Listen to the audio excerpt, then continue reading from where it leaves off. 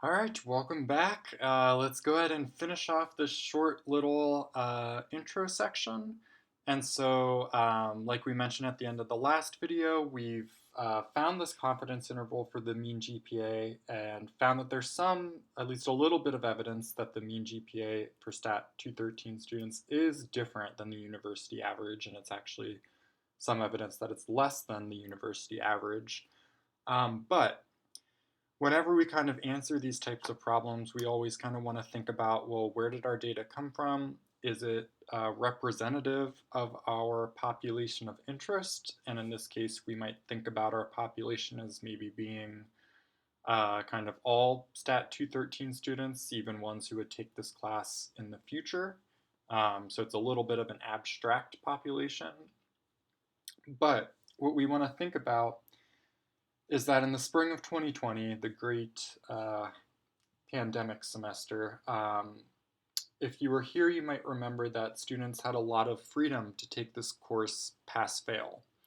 And so in particular, there were special rules about even if your major was stats, you could take this course pass-fail, where that usually wouldn't be allowed.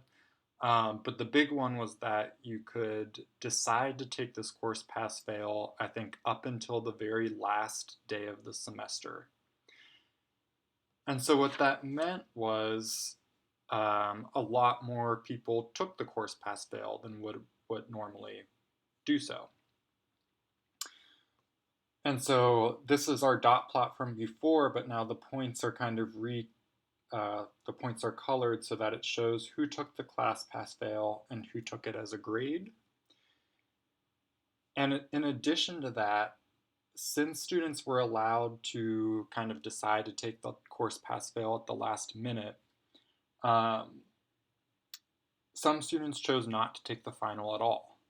And so I think I just looked, and I think these three students plus this student didn't end up taking the final, which means that they were probably somewhere like up here, and since they were taking it pass-fail, they knew they would pass without taking the final, and so they didn't take it, and so their grade was lowered way down here, and they still passed, so it doesn't really change anything for them.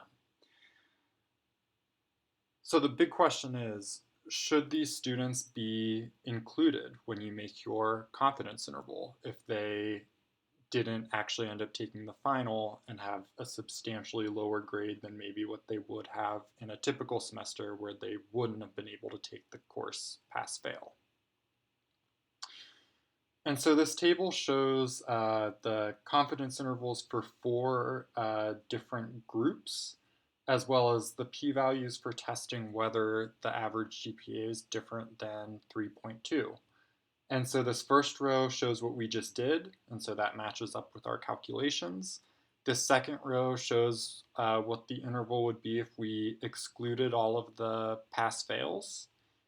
This third row shows what the interval would be if we excluded only the pass-fails who skipped the final, so if we excluded these four students. And then the fourth row shows what the interval would be if we just tossed out everyone from the spring semester because it was just kind of crazy, and just looked at an interval for the average GPA just based on students who took it in the fall before there was the pandemic. So go ahead and take a minute to pause the video and think about if you had to pick one and only one of these results to report for the confidence interval, which would you report and why?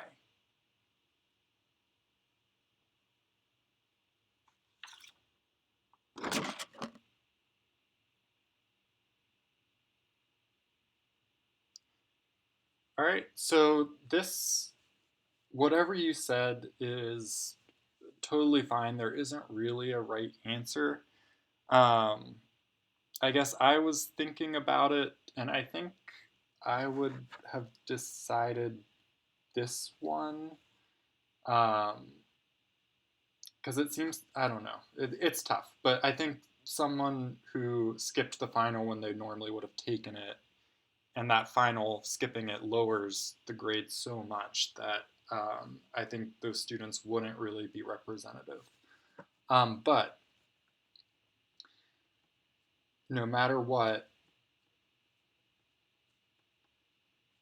if you did this analysis, you would need to report what you did. That's the most important thing.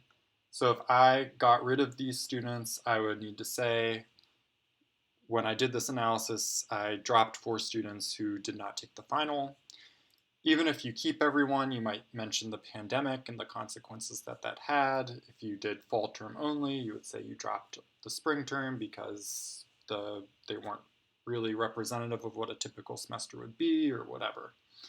And so that's really what we're going to focus on is transparency.